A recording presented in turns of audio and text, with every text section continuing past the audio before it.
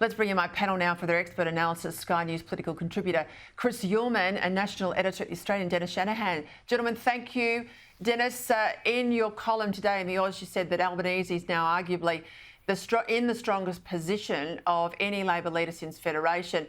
I made some points, and this one's an interesting one. His percentage of primary vote share vis-a-vis where Bill Shorten was when he lost in 2016 is a 0.06% better off, but he's obviously won. He's won in a landslide. He's got all those seats, as Tom just said, there could get to 90.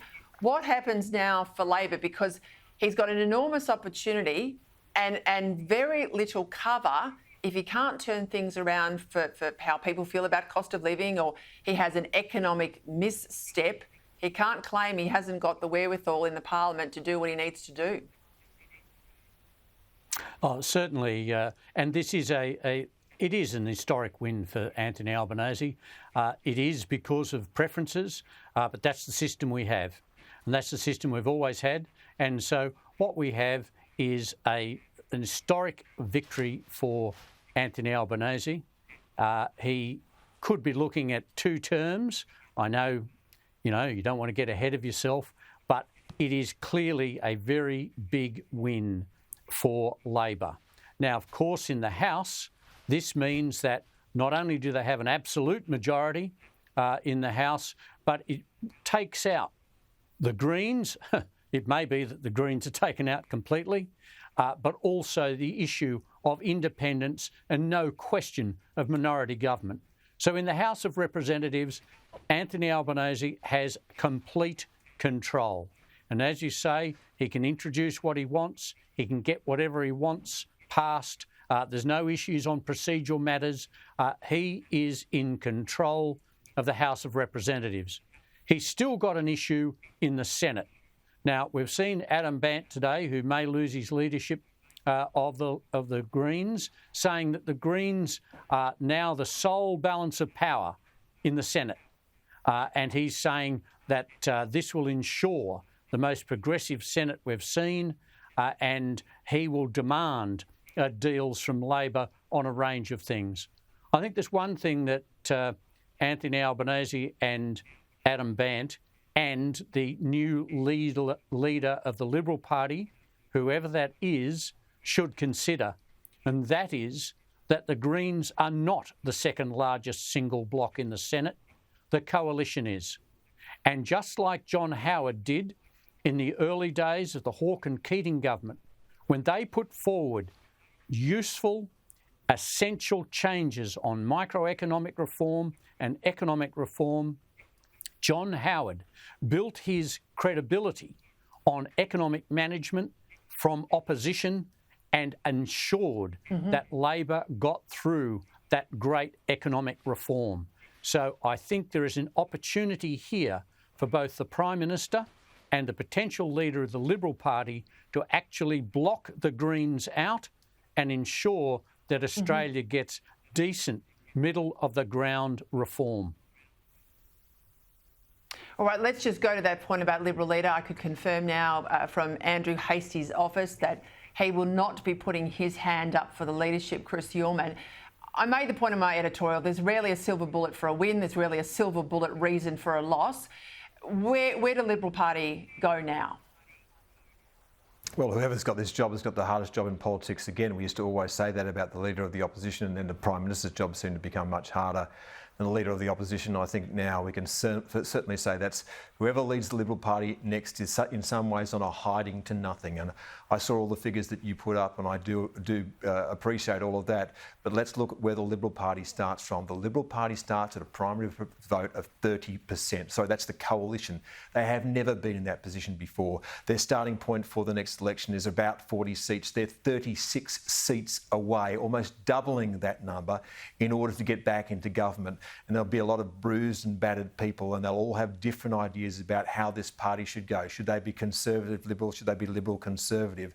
All those policy fights lie ahead of the leader. So now it's not Andrew Hastie, then it boils down to Susan Lee, Dan Tehan or Angus Taylor. A lot of people are angry at Angus Taylor. They believe the reason that they didn't have an economic plan, which Peter Costello pointed to, was because of Angus Taylor. So if he gets the job, he gets it with without any real authority, and a difficult job at that. Susan Lee, of course, will think that she should be running the party. She might say that Julie Bishop didn't get her chance. It's time for a woman to run the Liberal Party. But whoever gets this job is in an extraordinarily difficult position.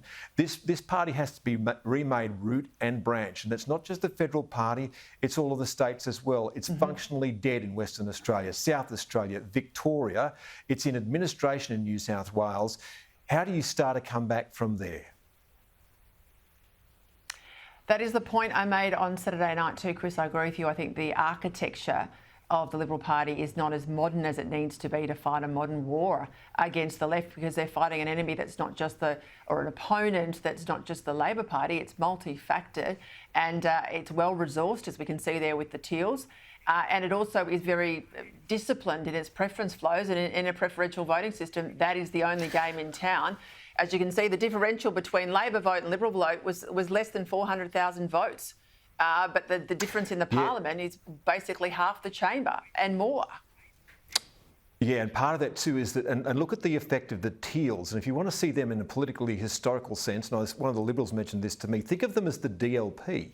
It's not like the Greens to the Labor Party. Those preferences flow back. What the Teals do, they're a political party that have been set up precisely to stop the Liberal Party from ever regaining power again, and they're doing that very effectively. So the number that was missing there before is there's another 4 million people, and those 4 million people are voting away from the Labor and Liberal parties, but there's one particular party, and that is the Teals, that has been specifically designed to weaponise keeping the Liberal Party out of power. That is a big problem.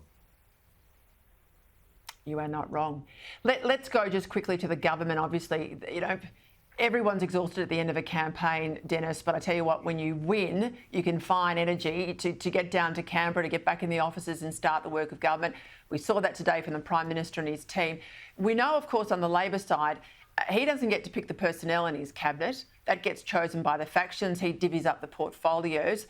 Surely he's got to move someone like Bowen. I mean, where are you hearing things might move, Dennis?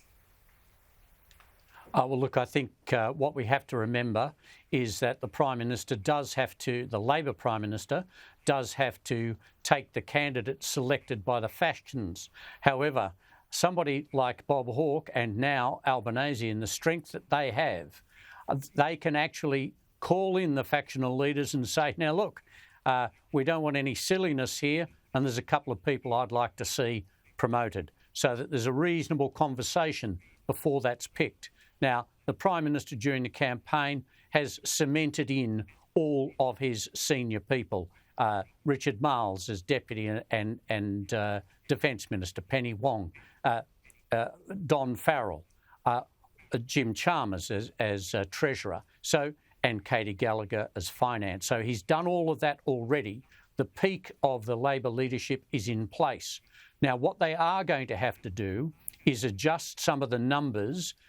First of all, I think Anthony Albanese wants to see greater representation for Western Australia. State representation, very important. So he wants to see more from Western Australia. On the selection of female candidates, there has to be another female ministerial member. That probably means that, given that the left is now in control, not only on national executive at the conference and in the caucus now for the first time, there has to be more places for the left, another place for a woman. And so what we're actually looking at is the potential for some long-standing Labor right male minister to be asked to step aside in the interests of factional, state and gender balance. Now, I wouldn't want to suggest that that's going to be Chris Bowen.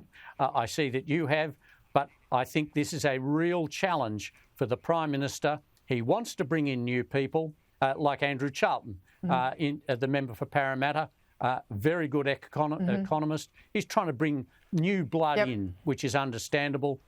I think at this stage, it's too early to say he's going to dump anyone, even Tanya Plibersek. My point on Bowen was I think he needs to change portfolios, absolutely. I think the factions will be the ones who make the call on whether he survives into the ministry. Got to leave it there, gents. I'm out of time. I could talk to you all night, but I'll come back at this again. Thank you.